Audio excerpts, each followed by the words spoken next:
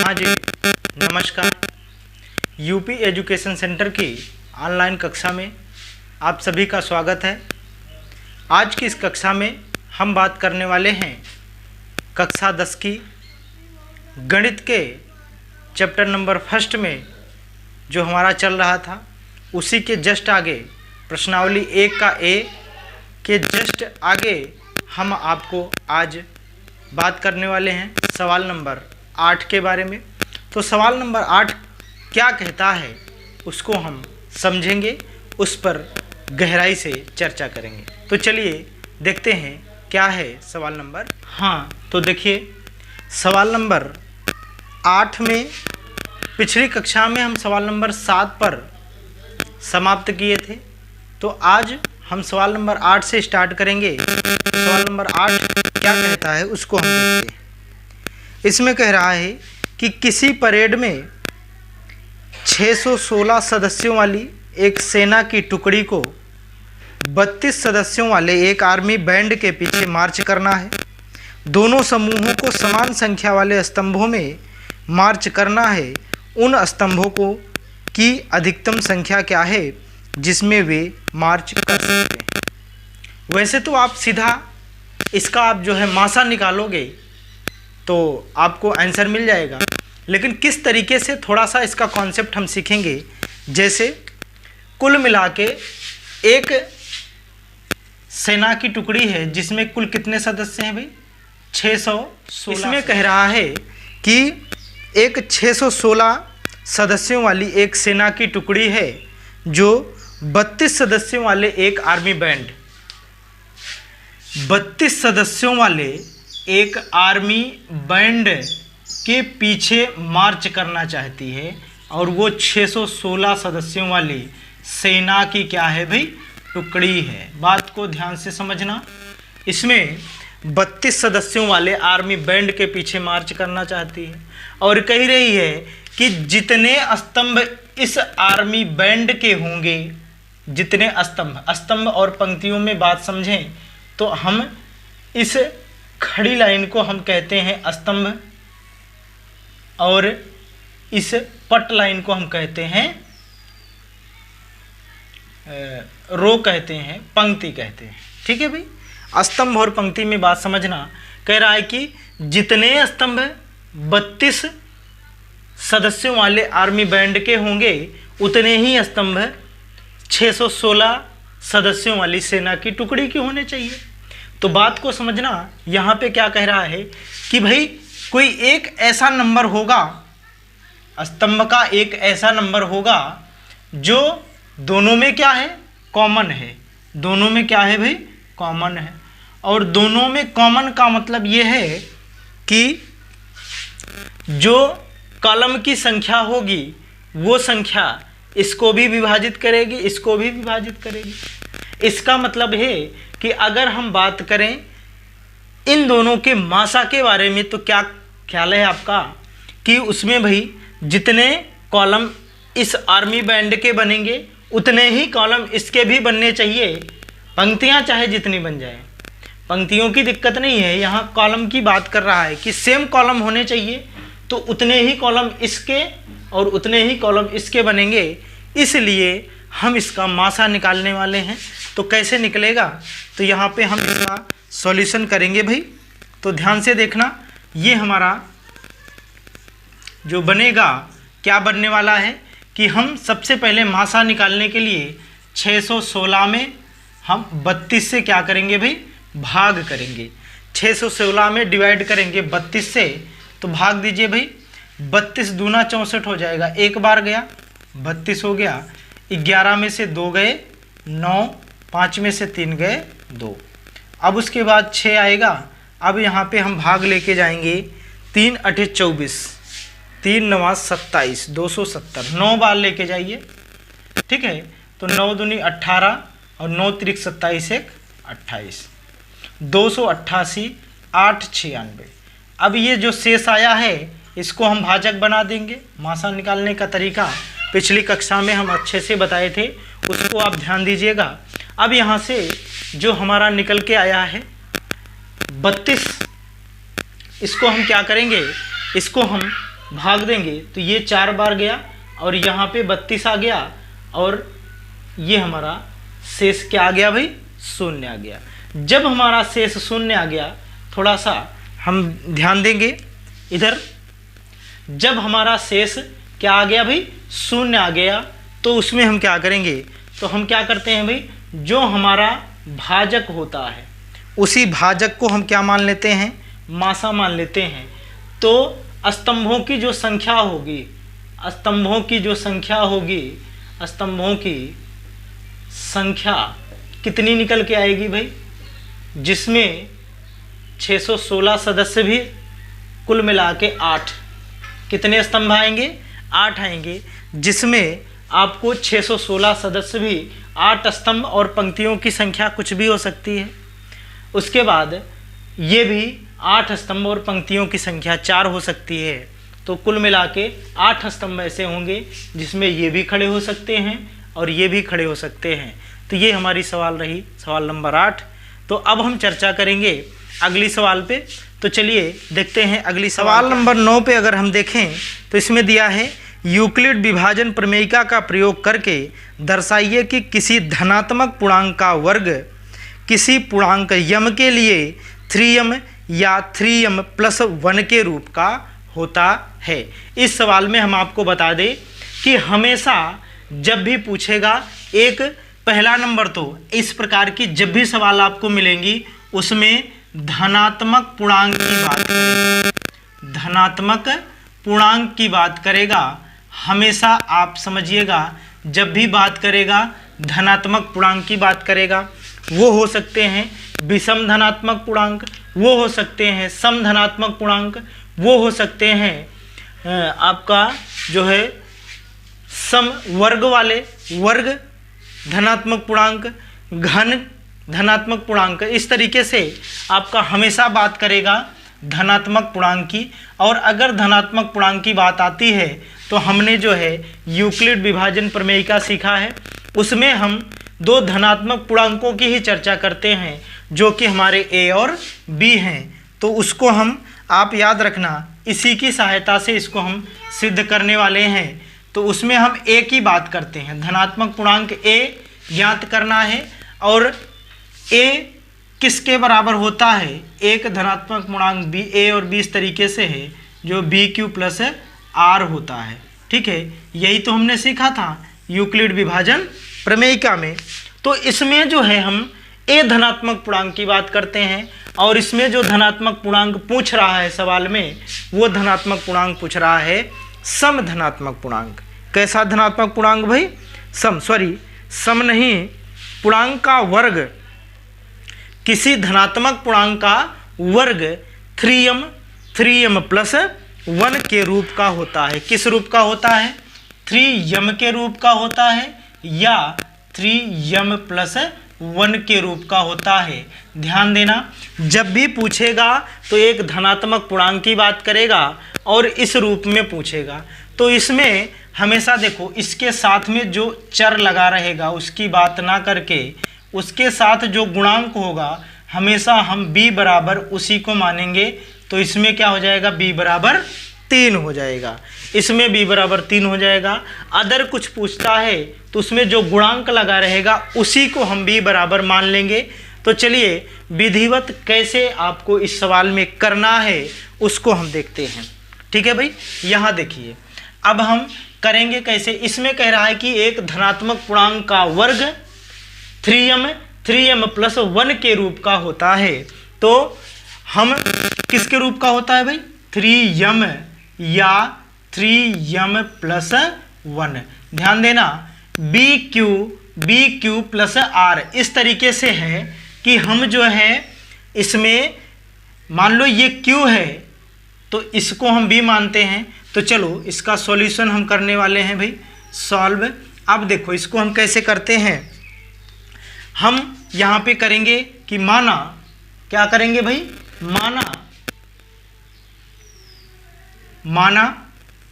माना b बराबर 3। जब हम b बराबर 3 मान लिए तो यहाँ आपको लिखना है यूक्लिड विभाजन यूक्लिड विभाजन प्रमेयिका से, यूक्लिड विभाजन प्रमेयिका से। बात को समझना, यूक्लिड विभाजन प्रमेयिका हमारी क्या कहती है, इसमें ध्यान से देखेंगे। यूक्लिड विभाजन प्रमेयिका हमारी कहती है कि एक पूर्णांक a बराबर b q प्लस r, जहाँ पे जो r है वो शून्य से बड़ा या शून्य के बराबर और b से हमेशा कैसा है भाई, छोटा है। ठीक है, अब इसी में हम b के मान को रखेंगे। तो मान को रखिए, b का मान रखने पर, b का मान रखने पर तो यहाँ हो जाएगा, तब ये बन जाएगा हमारा क्या, a बराबर b बराबर 3 है तो यहाँ पे 3q प्लस r, जहाँ पे r क्या है भाई, 0 से बड़ा या बराबर है और b का मतलब 3 से छोटा हो जाएगा। ठीक है, यहाँ पे देखो r कहाँ है भाई, 0 के बराबर है और 3 से छोटा, मतलब 0 से 2 तक r की सीमा है। तो 0 से 2 तक यहाँ r के कितने मान संभव हैं, तो ये जो है r बराबर 0, 1 और 2, ये 3 मान r के संभव हैं। r के कितने मान संभव हैं भाई, 3 मान r के संभव हैं। तो चलिए आप r का विभिन्न मानों को आप बारी बारी से कर रखेंगे। तो यहाँ पे लिखना, जब r बराबर, यहाँ पे लिखेंगे क्या, r बराबर 0 रखने पर, तो यहाँ पे हम लिखेंगे क्या, यहाँ पे हमारा हो जाएगा, जब r बराबर 0 रखोगे तो a बराबर हो जाएगा हमारा 3q और प्लस 0। ठीक है, अब यहाँ पे होगा हमारा a बराबर 3q। अब बात कर रहा है कि कोई भी धन पूर्णांक का वर्ग, तो अब हम इसको हम मान लेते हैं समीकरण 1। तो यहाँ पे हम क्या लिख देंगे भाई, समीकरण 1 का क्या करने पर, वर्ग करने पर। तो यहाँ पे इक्वेशन नंबर 1 का वर्ग करने पर,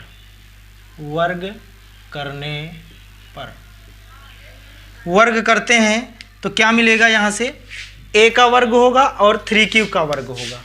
तो यहाँ देखो a का वर्ग बराबर 3q का वर्ग, तो ये हमारा क्या निकल जाएगा, a का वर्ग निकल के आएगा 9q²। और अगर हम इसको इस तरीके से लिख दें तो 3 और ये हो जाएगा 3q², इस तरीके से लिख सकते हैं। तो अगर देखो इसमें बात कर रहा है कि कोई भी पूर्णांक, धन पूर्णांक का वर्ग 3 यम के रूप का होता है, एग्जैक्ट वही नहीं होता है, उसके रूप का होता है। तो उस रूप में हम ला के सिद्ध कर देंगे बस। तो यहाँ पे हम लिखने वाले हैं, माना 3q² बराबर यम।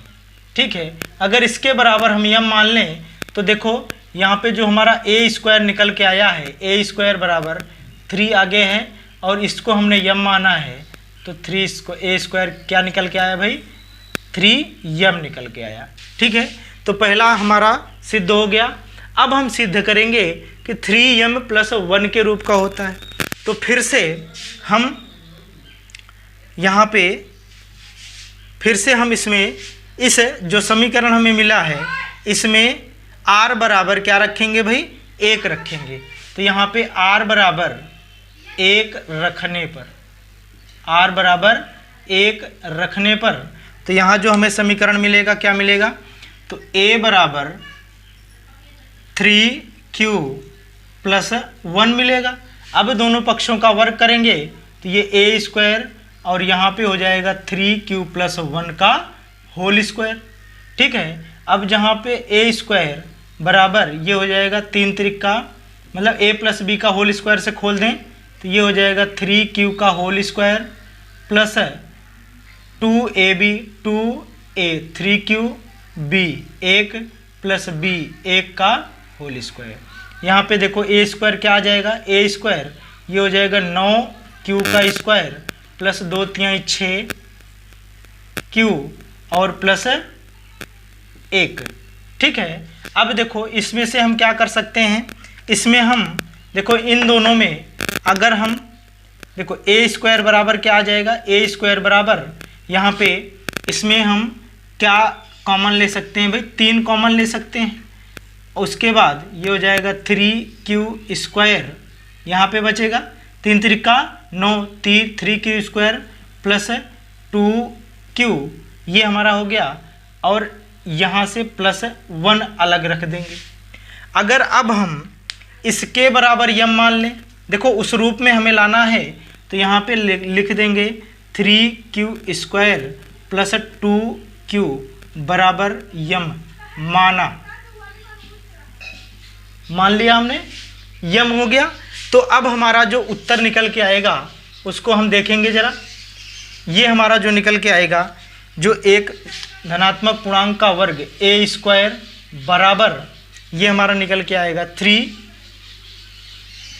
और यम प्लस 1 हमारा शेष बचा है। तो 2 चीज़ें आपके सामने निकल के आई। कौन कौन सा रूप, एक तो हमने क्या किया भाई, एक धन पूर्णांक का वर्ग 3m के रूप का हमने लाया, और दूसरा वही धन पूर्णांक का वर्ग 3m प्लस 1 के रूप का लाया। तो इस तरीके से पूरा प्रोसेस आपको समझना है। तो हमने इसमें क्या किया भाई, आपको हमेशा जो इसका गुणांक रहेगा b बराबर मान लेना है। उसके बाद एल्गोरिथम प्रमेयिका में आपको रख देना है, यूक्लिड विभाजन प्रमेयिका में b के मान को रख करके आप बारी बारी से पूर्णांक का वर्ग बोला है तो वर्ग, घन बोला है तो घन। तो यहाँ तक आपके बात समझ लिए। अब हम सवाल नंबर अगले पर चलते हैं भाई। ये हमारा सवाल था 9वां सवाल था। अब हम चलते हैं सवाल नंबर 10 में क्या कह रहा है, इसको देखेंगे। सवाल नंबर 10 में कह रहा है कि यूक्लिड विभाजन प्रमेयिका का प्रयोग करके दिखाइए कि किसी धनात्मक पूर्णांक का घन। देखो फिर से धनात्मक पूर्णांक की बात किया, तो धनात्मक पूर्णांक का घन 9m प्लस 1 या 9m प्लस 8। 3 चीज़ें आपको सिद्ध करना है कि धनात्मक पूर्णांक का जो वर्ग है 9m प्लस 1 और 9m प्लस 8 के रूप का होता है। ये 3 रूप आपको दर्शाने हैं। तो चलिए फिर से हम वही करते हैं। इसमें देखो पूर्णांक 9m सिद्ध करना है, 9m प्लस 1 सिद्ध करना है और 9m प्लस 8। तो देखो यम के गुणांक में क्या बैठा है 9, तो इसमें हम क्या मानेंगे भाई कि माना, यहाँ से हम सॉल्यूशन इसका स्टार्ट करते हैं सॉल्व करना। माना b बराबर 9, माना b बराबर 9, तो यहाँ पे यूक्लिड विभाजन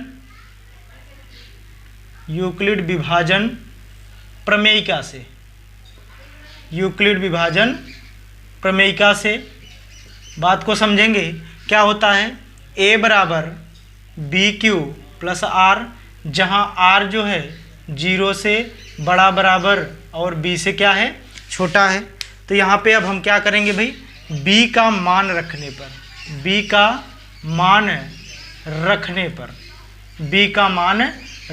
पर बात को समझना। सेम प्रोसेस सेम है, आपको बस एक बार समझ करके करना है। देखो फिर से हमने लिखा b का मान रखने पर, और जैसे ही हम इसमें b का मान रखेंगे तो क्या मिलेगा, मिलने वाला है हमें a बराबर 9q प्लस r। ठीक है, और यहाँ पे 0 से बड़ा r और 9 से छोटा हो जाएगा। किससे छोटा हो जाएगा, 9 से। अब देखो r के कितने मान संभव हैं, r बराबर 0, देखो 0 के बराबर 1 2 3 4 5 6 7 8 इतने मान हमारे r के संभव हैं। r के हमारे कुल मिला के इतने मान संभव हैं, और हमें 3 सिद्ध करना है। पहला 9m प्लस 1, 9m प्लस 8। तो चलो अब हम सबसे पहले क्या करते हैं, सबसे पहले हम करेंगे कि r बराबर 0 रखने पर, r बराबर 0 रखने पर, जब 0 रखेंगे तो देखो वही सेम चीज़ आपको लिखना है जो हम पिछली सवाल में लिखे थे। तो r बराबर जब 0 रखेंगे तो क्या हो जाएगा, यहाँ पे a बराबर 9 क्यू प्लस 0। अब ये हमारा हो जाएगा क्या, ये हो जाएगा a बराबर 9 क्यू। ठीक है। अब कह रहा है कि किसी धन पूर्णांक का घन, तो यहाँ पे हम क्या लिख देंगे भाई, सब इक्वेशन नंबर फर्स्ट मान लेंगे। तो ये हो जाएगा इक्वेशन फर्स्ट का घन करने पर, क्या करने पर भाई, घन करने पर। ठीक है, घन करने पर क्या हो जाएगा, तो ये हमारा बन जाएगा a क्यूब। ठीक है, ये हमारा क्या बन जाएगा, a क्यूब बराबर, इसका घन करोगे तो 9 9 81 9 729 क्यू। ठीक है, अब यहाँ से a क्यूब बराबर क्या निकाल लोगे, a क्यूब बराबर अगर हम यहाँ से 9 कॉमन लेते हैं तो ये 81 क्यूब हो जाएगा। अब यहाँ हम क्या लेंगे कि माना वही सेम चीज़ करना है, 81 क्यूब बराबर यम, तो a क्यूब बराबर 9 यम। किसी धन पूर्णांक, एक धन पूर्णांक a है, धन पूर्णांक क्या है भाई, a है। देखो यहाँ पे थोड़ा सा दिख नहीं रहा है, तो इसको हम क्या करते हैं भाई, डिलीट करते हैं। इसको हम क्या करते हैं, डिलीट करते हैं। यहाँ तक दिख रहा है, ठीक। आगे क्या करेंगे, ये ठीक है। तो यहाँ पे माना 81 क्यूब बराबर यम, तो a क्यूब बराबर हो जाएगा 9 यम। ठीक, ये हो जाएगा। पहला ये आ गया कि धन पूर्णांक का घन 9 यम के रूप का होता है। इसी प्रकार से सेकेंड स्टेप में हम क्या करेंगे, r बराबर 1 रखने पर। ठीक, r बराबर क्या रखने पर, 1 रखने पर। तो r बराबर 1 रखेंगे तो a बराबर 9 क्यू प्लस 1 रख देंगे। अब घन करने पर, अब यहाँ पे क्या करना है भाई, सेकेंड इक्वेशन मान लो, यहाँ पे इक्वेशन सेकेंड का घन करने पर, ठीक, घन करने पर। तो जब घन करेंगे तो बात को समझिए, इधर हो जाएगा a क्यूब बराबर, इधर हो जाएगा 9 क्यूब प्लस 1 का क्या करेंगे, क्यूब। अब a प्लस बी का होल क्यूब फार्मूले से इसको खोल देंगे। ठीक है, इसको खोलिए तो ये हमारा बनेगा a क्यूब बराबर a cube plus b cube plus, देखो a क्यूब मतलब 9 क्यूब प्लस b क्यूब 1 का क्यूब प्लस 3a स्क्वायर भी, 3a स्क्वायर मतलब 9 क्यू का स्क्वायर, b 1 गुणे में 1 plus 3ab square, 3a 9 cube, b क्या है भाई, 1 का स्क्वायर, 3ab स्क्वायर। तो ये हमारा हो जाएगा। अब आगे देखो फार्मूले से इसको मैंने खोला है, यहाँ से ध्यान देना, इसको मैंने फार्मूले से खोला। a प्लस बी का होल क्यूब का फार्मूला होता है a cube plus b cube plus 3a square b plus 3ab square. तो यहाँ से हमने खोल दिया है, तो a के स्थान पे 9 क्यूब था, b के स्थान पे 1 था, तो इसको समझिएगा। तो अब ये जो है हम क्या करेंगे भाई, इसको थोड़ा सा और आगे सॉल्व करते हैं। तो a क्यूब बराबर ये हो जाएगा 729 क्यूब प्लस 1 और प्लस ये हो जाएगा 3 9 27, इसका वर्ग है तो 9 9 81, 81 3 या 3 कन्नम 3, 3 8 24, 243 क्यू स्क्वायर और प्लस 9 त्रिक 27 क्यू। ठीक है, अब इसको हम क्या कर देंगे भाई, इसको हम बाहर कर देंगे। तो बात को समझिएगा जरा, हमें लाना है 9 यम प्लस 1 के रूप का, 9 यम प्लस 1 के रूप का लाना है। तो इस 1 को हम बाहर कर लेंगे, बाकी जो कॉमन बन रहा है वहाँ से हम 9 कॉमन करने वाले हैं। तो ध्यान देना, ये क्यूब हो जाएगा और यहाँ पे 729 क्यूब हो जाएगा और प्लस 43 क्यू स्क्वायर हो जाएगा प्लस 27 क्यू हो जाएगा प्लस 1। अब इसमें से अगर हम 9 कॉमन ले लेते हैं, क्योंकि 9m + 1 के रूप का लाना है, तो यहाँ पे a क्यूब बराबर 9 कॉमन लेंगे तो ये हो जाएगा 81 क्यू क्यूब प्लस ये हो जाएगा 9 दूनी 18 6 9 7 63 27 क्यू स्क्वायर प्लस 3 क्यू। यहाँ तक हमने कॉमन ले लिया और प्लस 1 साथ में बैठा है, ठीक है।